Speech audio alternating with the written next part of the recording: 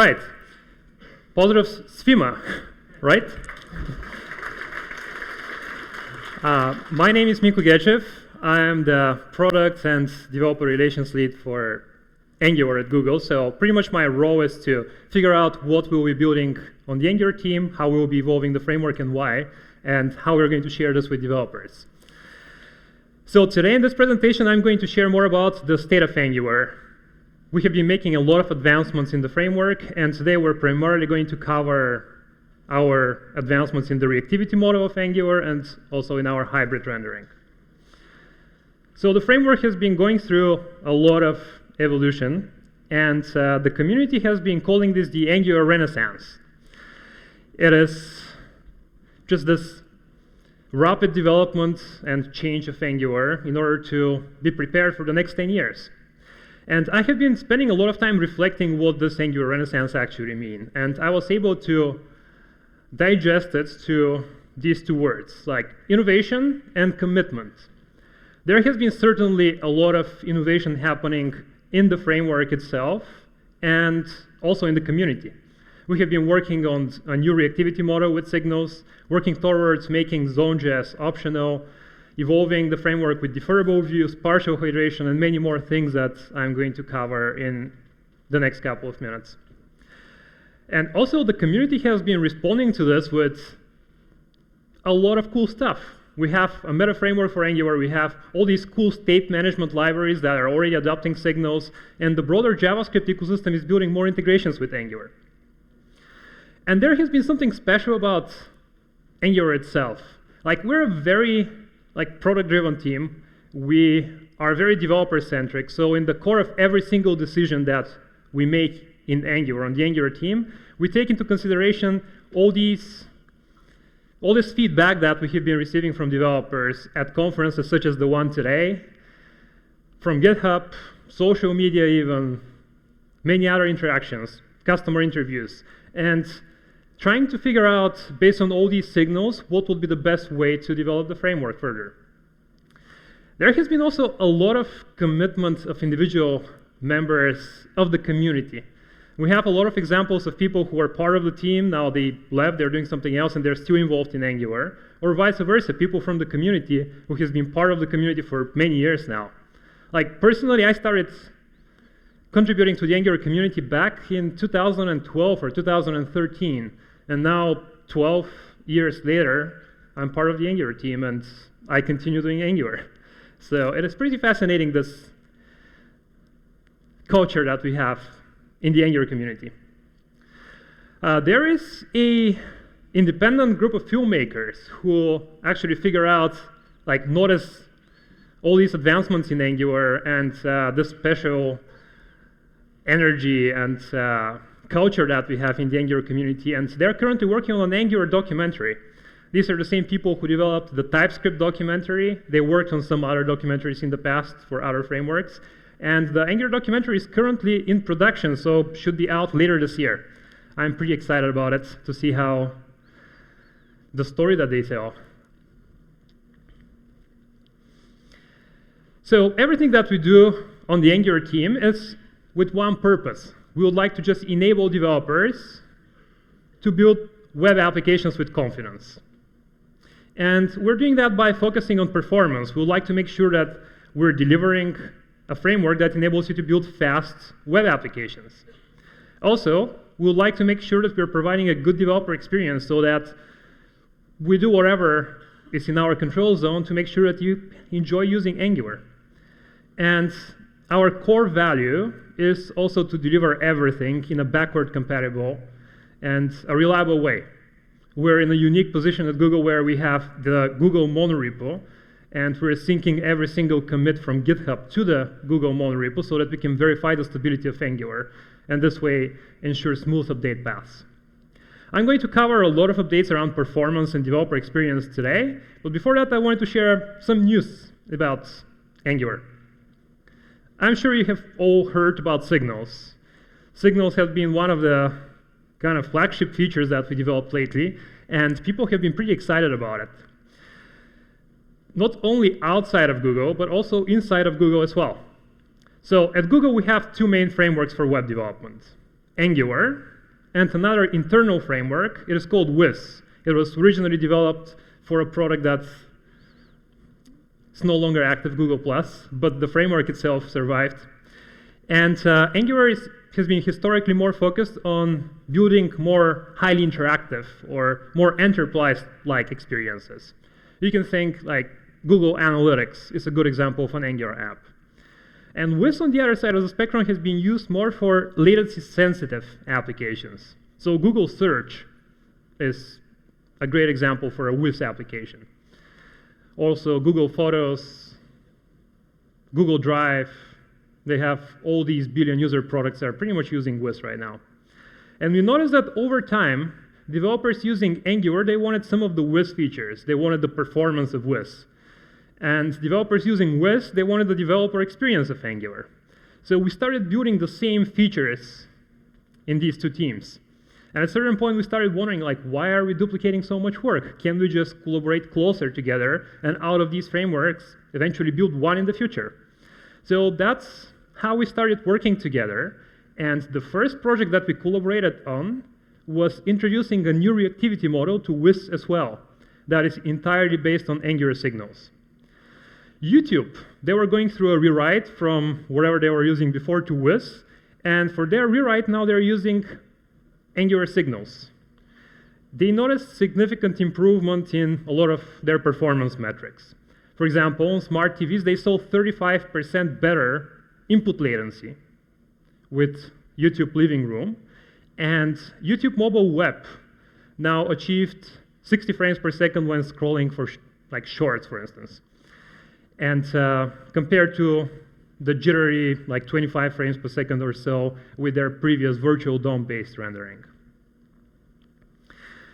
Since signals turned out to be a very successful solution between Angular and Wiz, we started thinking, well, can we generalize them even further? Can we bring them to the greater JavaScript ecosystem? And that's how signals became a proposal for TC39 to become part of the JavaScript language.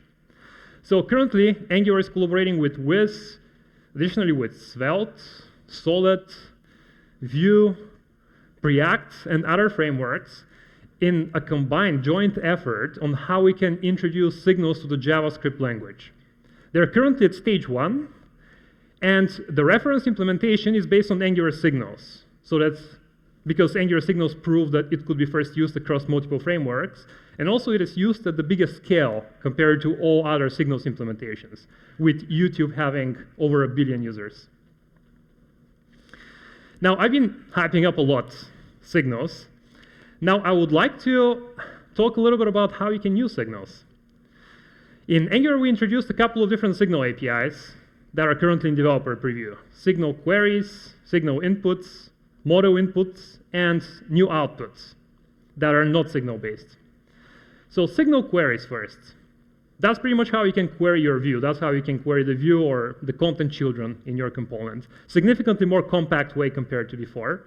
And you can also mark a specific query as required. So this way you're not going to get a nullable type. Significantly more convenient. Signal inputs. They solve one of the most frequently requested issues to have reactive inputs in Angular, or observable inputs.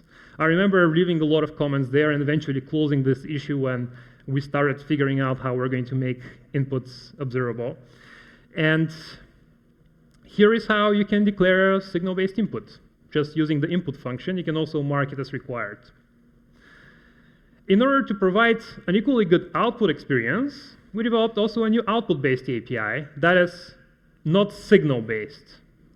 But we wanted to make sure that it fits better in the signal-based world compared to the currently outdated a little bit decorator, output decorator. So instead of using the decorator, now you can use just the output function. And you can emit values just the same way.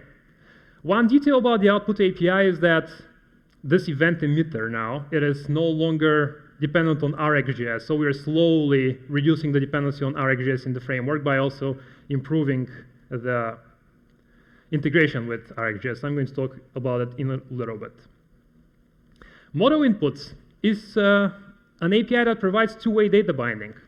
with signals. So for example, in this code snippet, we have a profile component that uses a checkbox. And we would like to make sure that the isAdmin property stays in sync with the state of the checkbox.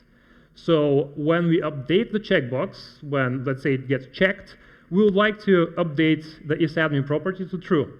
When we update the isAdmin property to false, let's say, we would also want to update the internal state of the checkbox to make it unchecked. And all you need to do now with signal model inputs is just this. Your cool checkbox can have checked model inputs with a default value, and whenever you'd like to update it, you just use the update method on the signal. Significantly simpler compared to before. So again, these APIs are all in developer preview. Make sure you give them a try. Let us know what you think. We're definitely going to evolve them and graduate them out of developer preview based on developers' feedback. So we really appreciate that in our product development. These APIs are also part of our longer-term vision to make Zone.js optional. Just a quick check. How many of you are familiar with Zone.js? All right, most of you. Great, yeah. So yeah, Zone.js is this library that intercepts calls to browser APIs and allows us to plug Angular change detection right there to make sure we synchronize your model with the view. And it introduces some challenges, like makes, for example, stack traces less readable, because we monkey patch all these APIs and you see Zone.js as part of all your stack traces. So suboptimal. I was talking to some people from the Chrome team at Google I/O last week, and they are planning some improvements in Chrome DevTools only to improve the size of the flame charts because of Zone.js. So we want to solve this problem. Making Zone.js optional is going to make your code faster, so it's going to improve initial rendering. It's going to improve your debugging experience as well, because you would no longer have to step into the zone. And also it's going to improve the interop with Angular and other frameworks, or Angular in a micro front-end architecture. In addition, it's going to be in a better alignment with the web platform. Currently, Zone.js doesn't really work with async await, and that's something that we really want to fix. The good news is that, like 2 days ago, on Wednesday, we released our experimental support for zoneless change detection. You can give it a try today. It is experimental in version 18, and you can enable it by adding the provide experimental change detection to your Bootstrap providers. And just wanted to look at a very quick example of how zoneless looked. This is a very simple signal component, nothing special about it, but it is also zoneless. So traditionally with signal-based components, with components using signals for their local state, and using Zone.js, what would happen when you click on the button is that Zone.js is going to monkey patch at event listener. It would enable Angular to plug its change detection right after the callback here, handle click gets invoked, and it is going to update the view. With zoneless, things will be slightly different. So when the user clicks on the button, what will happen is first, Angular will schedule change detection instead of directly invoking it here. After that, we're going to go into the callback body. We're going to update the name property, which is going to schedule change detection again because we're mutating state. So we have two change detections scheduled. Zoneless also has built-in coalescing, which means that these two change detection calls are going to be reduced to only one, which is going to update the view. That's how zoneless works. Not that you need to know how it works in details, but it's kind of fun to dig deeper into the implementation a little. Often when we talk about signals, though, people start comparing signals with RxJS and start asking us, like, should we start using signals for everything that we have been using RxJS for up to this point? And how does RxJS fit in here? So I see signals and RxJS as pretty different abstractions. Signals, they solve a very small part of the problem that RxJS solves, but they're also significantly simpler. RxJS is great for handling an asynchronous stream of data or events, and signals are great for your local component states and notifying Angular that something has changed. We have an independent, long-term project that aims to make RxJS optional from Angular.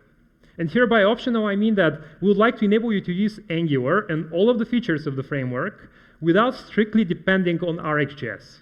And we're doing that for three main reasons. So first of all, we would like to simplify the learning journey. Like everyone getting started with Angular right now has to know about TypeScript and understand the framework. We don't want you to learn about RxJS and the dozens of operators it has from the beginning. You may want to learn them as you advance in the framework and as you have to use RxJS, but not necessarily the first week of development. We would also want to make sure that you can build applications with minimal dependencies. So if you're building something really performance critical, you may not want to include RxJS in your production bundle. And also, RxJS is kind of randomly sprinkled all around the framework, not in the best possible way right now. We would like to be more intentional on our integration with RxJS and make sure that the integration is better. So that's where the second goal of this project comes in. We would like to make sure that for the people who choose to use RxJS, they have a significantly better integration.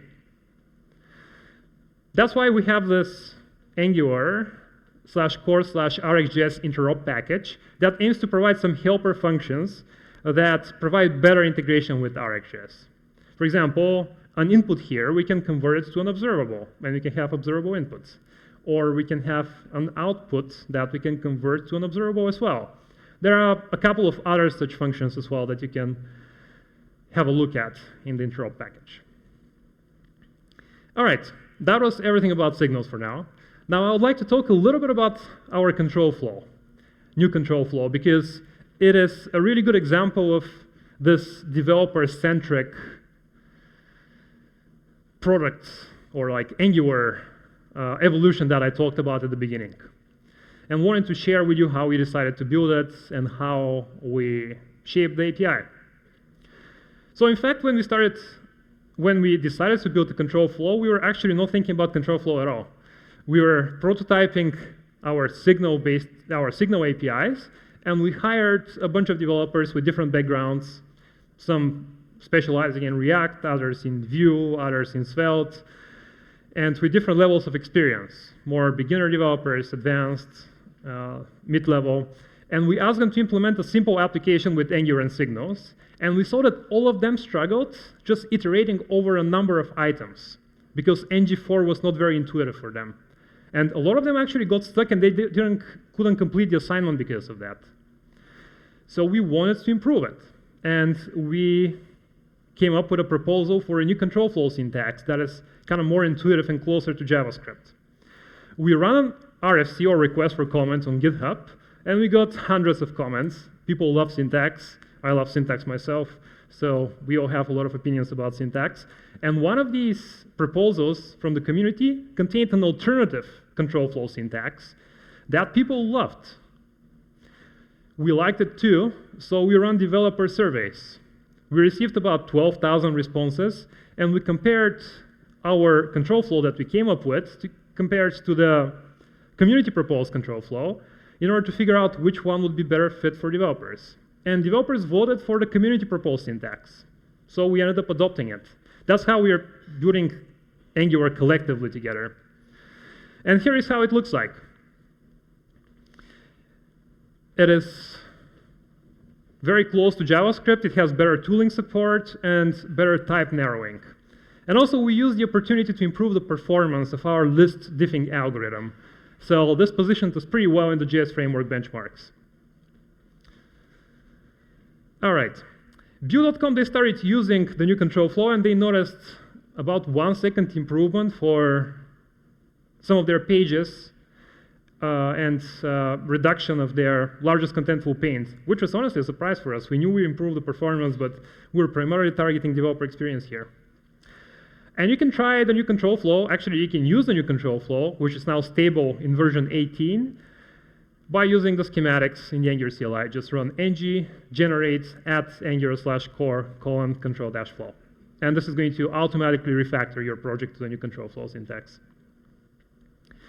Cool. So that was the new developer experience improvement that we shipped. Now I'd like to talk a little bit more about performance, because control flow, it improves performance, but that was not our main motivation for it. We wanted to support developers build faster applications by providing the right abstractions for you to reduce your bundle size. And that's how we ship deferrable views. I'm just curious, how many of you here are familiar with deferrable views already? Okay, great, yeah.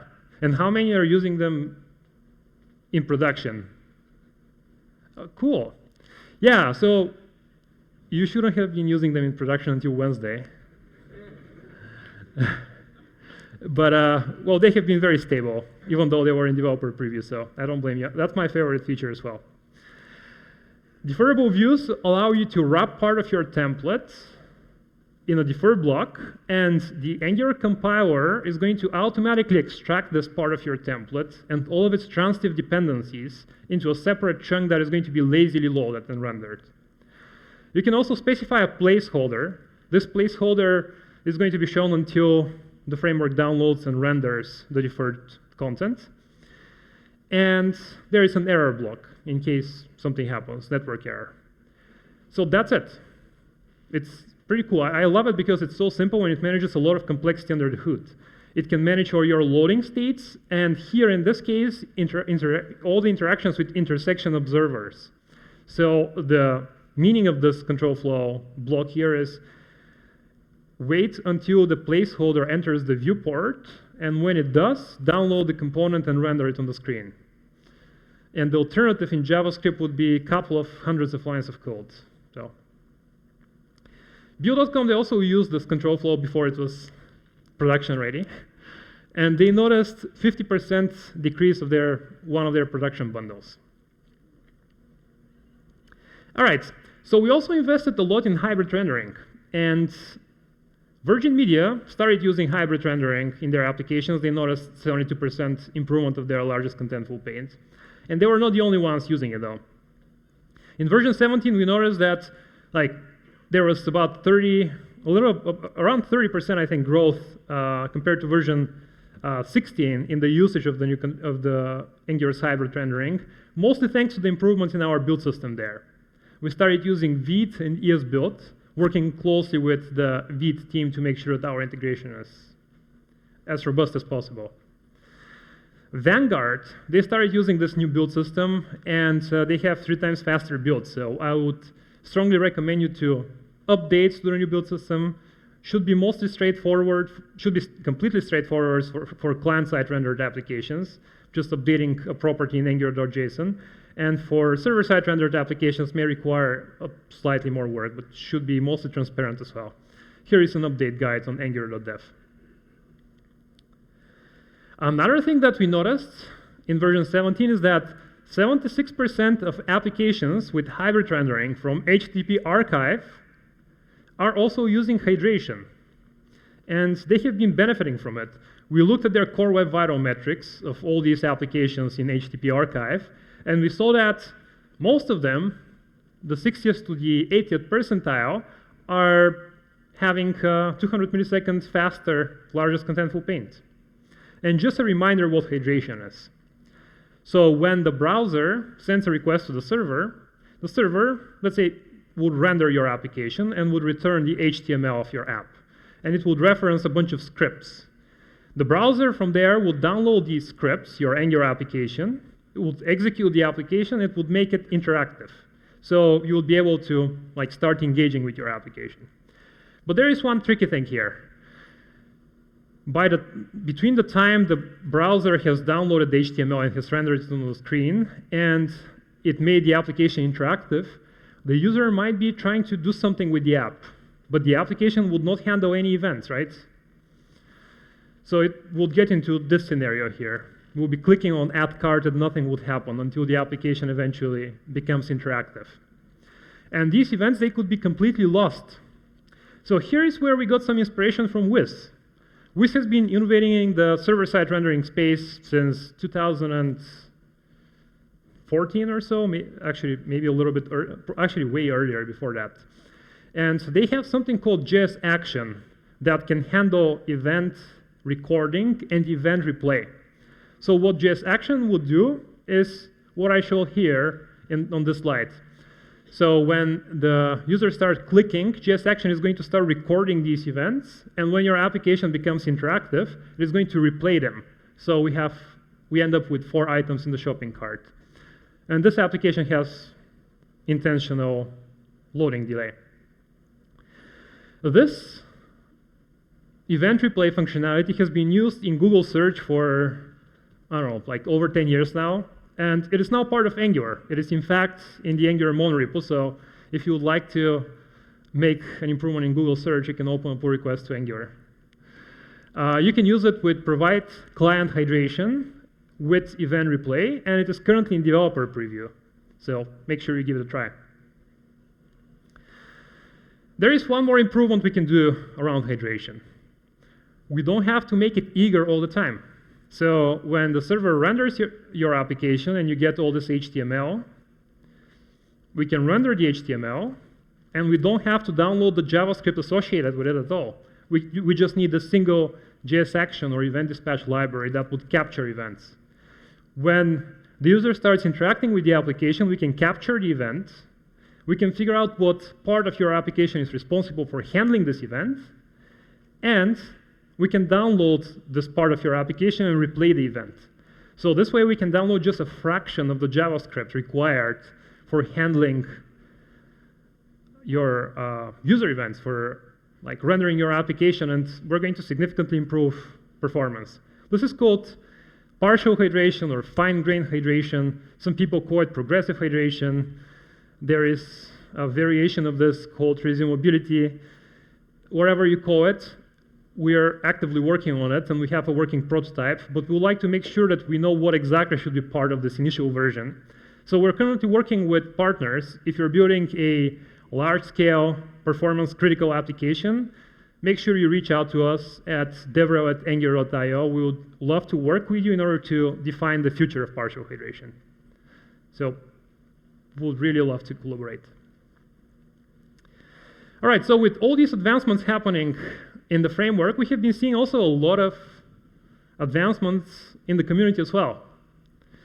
I'm really glad to be here in the Balkans with Angular Serbia, Angular Belgrade, and it requires a lot of work to put an event together like the one today, to find speakers, find venue, find sponsors, bring everyone together, make sure that there is high quality content.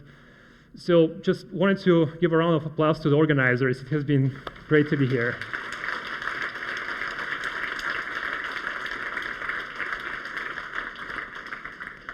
And there have been other events around the world this year as well. In the US, in Germany, in Kenya, in Belgium, in Italy, and Jerome coming later this year. There's going to be an event in Macedonia, Poland, and so on and so forth. So it has been wonderful to see how many events there are around the world and how engaged the community has been just sharing this knowledge and all this innovation happening in Angular. There has been also a lot of innovation happening in the open source community. Signal support in NGRX, NGXS, and Rx Angular is already there. And there is a community-driven meta framework by Brandon Roberts, which reached version 1.0. So if you're interested in meta framework that has first-class markdown support, file-based routing, that's your solution. Projects from other communities have been getting Angular support as well. TanStack, Forms, Store, Table, and Query now have Angular adapters, so you can use them. Thanks to Chow, to Arnold, to Corbin, and to Kevin for bringing them to the Angular community. And there has been a lot of innovation happening. The framework has been evolving fast. It is a very future-looking framework right now, but the logo has been very consistently the same since about 2010. At certain point between AngularJS and Angular, we removed the border, but it has been very much basically the same logo. So in version 17, last November, we did a small brand refresh. We modernized the logo a little bit. And together with this, we also worked on a new documentation website that integrates a new getting started experience that helps you to get started with all these new concepts that we discuss in a more intuitive way by using StackBlitz web containers. As of Wednesday, as of 2 days ago, Angular.dev is now the new documentation website for Angular, so make sure you give it a try if you haven't yet. And you might be wondering, what is coming up next? Well, there is a lot. Our backlog is basically infinite, and we're trying to prioritize features based on the feedback we receive from developers on events such as the one today, GitHub, developer surveys. A couple of the things that we'll be working on in the future is making sure that Zoneless is a robust solution that you can move to. We're hoping this to happen probably next year. In version 19, likely we're going to be in developer preview.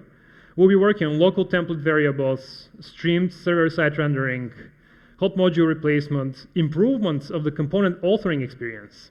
We'd like to make it more intuitive, and now with standalone components and with signals, we'd like to remove some of the boilerplate when creating new Angular components to make it easier for you to build Angular applications.